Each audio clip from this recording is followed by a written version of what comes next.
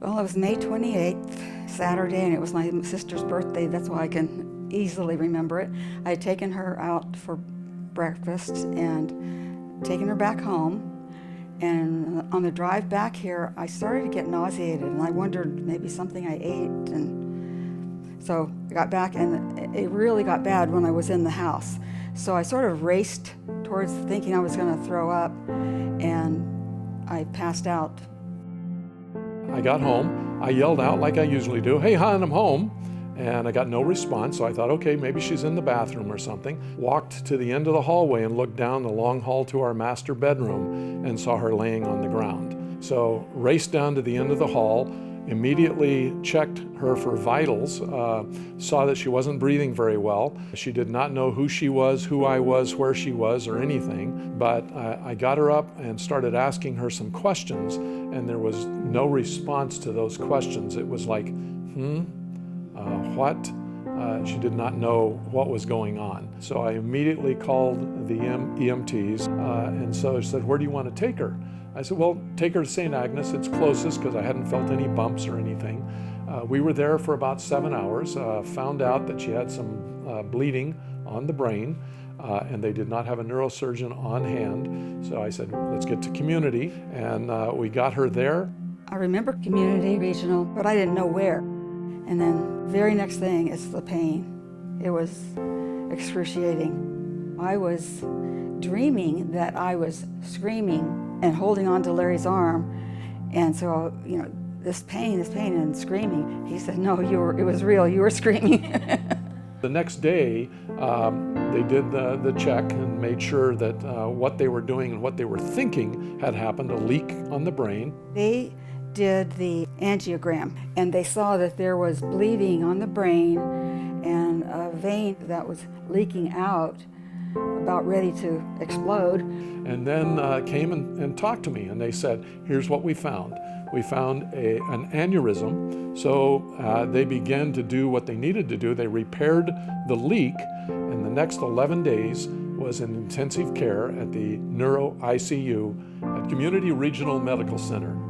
The thing I remember most about my hospital time is the people. From the moment I got there and saw how they dealt with her in the emergency room, my confidence level skyrocketed.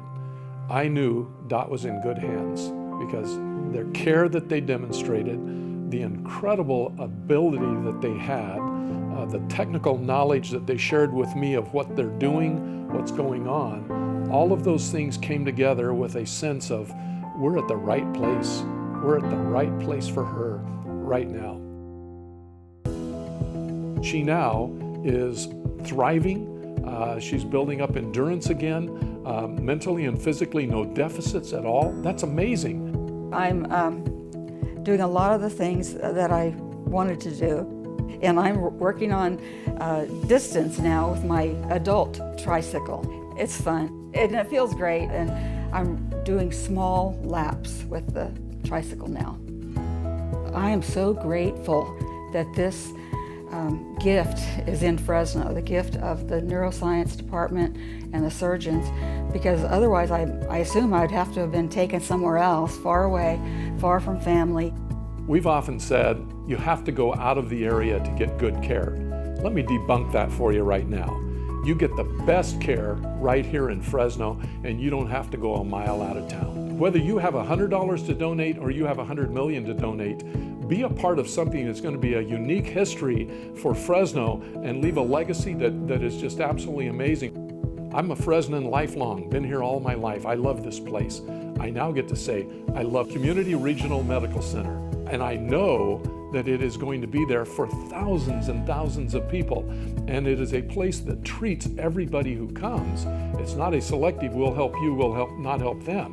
Everybody gets the same level of care, whether you're a former county superintendent or your wife is a former principal, it doesn't matter. If you go in needing care, you get top level care from everybody from top to bottom.